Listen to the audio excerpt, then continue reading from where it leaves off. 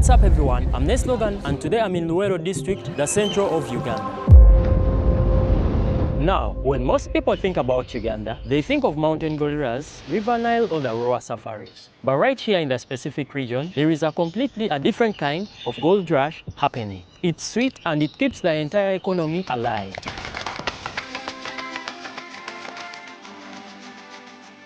Luweero is widely considered the pineapple capital of East Africa. The soil here is uniquely fertile, creating a fruit so incredibly sweet and juicy that gets exported all across Kenya, South Sudan and Rwanda. But behind the massive trade, there aren't giant corporations. It's ordinary, hardworking families. Today, we are going to follow the entire journey of this fruit, from the red dirt harvest to the chaotic roadside markets, to meet the local heroes surviving on what I'm told is the sweetest fruit on the earth.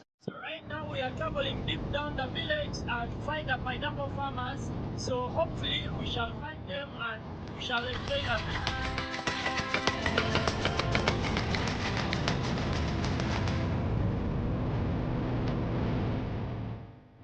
As you see, the road is dusty.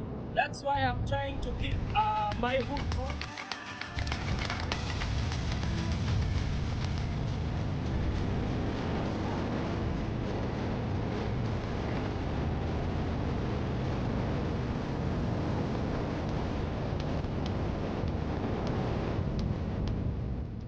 This is Mr. Mulindwa, a father, and he has been farming pineapples for several years. Mulindwa, tell the world, how many pineapples do you harvest a week? A week, 2,000, and look how sharp these leaves are. If you walk through these pineapples without strong pants, you will get pinched by the leaves of these pineapples. Watching Mulindwa work is likely watching a masterclass in efficiency, but it's gruelingly back-breaking labor. The tropical sun here hits nearly 30 degrees Celsius by 10 a.m. Mulindwa handles thousands of these thorny fruits every single day. And the crazy part, no machines. Everything from the planting and the weeding to the harvesting is done entirely by hand. Kale omulimu gw'enanansi guno si mwangu nnyo naye nga si mubi yadde n'akamu. Kuba gulimu obugumiikiriza buki bungi mu nteekateeka yaagwo singa obanga ogutegese nga weetaaga okufunamu. Solo osimba muyiika tuteekamu emitwalo 2 egy'endokwa, kitegeeza mu eka, era oba ojja kufunamu enanansi emitwalo emeka 2. Naye mu kyo nti tezikula lumu, nti zigenda kukula lumu zino ng'emitwalo 2 mulundi gutya gumu. Sobola okusooka ne zissaamu ezimu, n'onogamu 1000, n'onogamu 2, kati ne zitaba n'ogenda ng'osooka onogamu 6, 5. So kati buli wiiki oba osooka okuba ng'obala nti buli wiiki nsobola okunogamu enanansi zange 10,000 oba 2,200.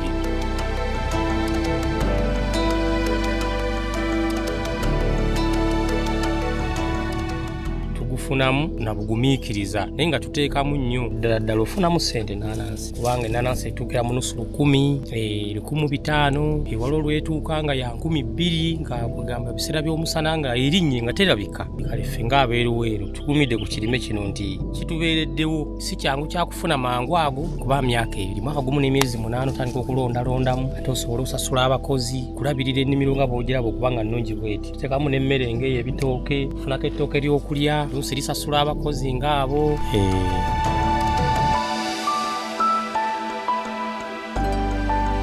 You guys know I like breaking down the economy. So let's look at how money works here in Luweero, because it's absolutely fascinating. Mulindwa sells a single massive top-grade pineapple to middlemen or market vendors to about 2,000 to 3,000 Ugandan shillings. This is equivalent to roughly 0.55 or 0.80 US cents per fruit. If he sells 1,500 fruits in a good week, his gross revenue is around $900 US, but after paying for fertilizers, land lease, and hiring extra hands for the transport, his actually take-home profit is a fraction of that. Mr. Mulindwa, with the money you make, how does it help your family? Akasente era bwe tukajjamu ate era osooka n'otegekawo ennimiro endala, tosooka kakozesa kamalawo nti ate okalyeko, oba tojja sobola ate kulima nnimiro nki ndala, naye nga ko kayambidde ddala, abaana kabaweerera. Ng'omulembe guno nga bw'omanyi tewakyaliwo obugagga bw'amaanyi nnyo, abaana basobodde okusoma, nnyumba tuzimbye, naye ng'era osooka kujjako ezo oba otaddemu miliyoni katugeze nga 2 nga kugeza, era bwe miliyoni z'osooka ofunamu ng'emu kitundu ate osooka kuteeka nnimiro ndala gy'ozzaawo osobole okuba ng'omulimu ogwo gutambuza, kuba kati gwafuuka mulimu. It's a beautiful reminder of how a simple fruit from the earth can completely elevate a family out of poverty, provide education, and a future of the next generation of Ugandans.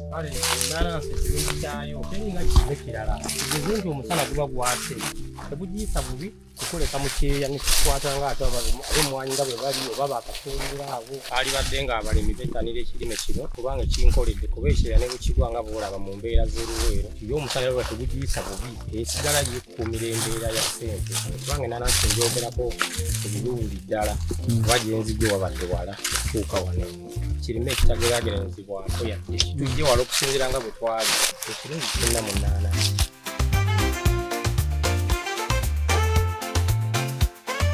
Bona setting enanansi era otandika n'okutema ekibira kuba wano kyali kibira pangisa myaka 5 n'okupangisa ettaka okukuwayo miliyoni nga 2 n'obakabala n'ogula ensigo n'osimba ne batema obugegere n'oyiwemu ebigimusa kale tuteeka mukono ku bigimusa okubanga erabika bulungi bweti ng'okusinziira nga bw'omanya ettaka ly'ennaku zino lyakuliisa so ogiteekamu ssente kiteramu ddala ssente eziwera miliyoni nga 5 kuyimirizawo eka y'ennaanansi so oba otandikira n'akatono kagenda kazaala so n'otandika n'ogiba misiri byo so otandika nagyo kamu miliyoni zo nga 2 n'ojjamu 4 n'obeera bw'oti ng'ogenda okulaakulana ekirungi kyonna okifunamu ekirungi olina kiteekamu.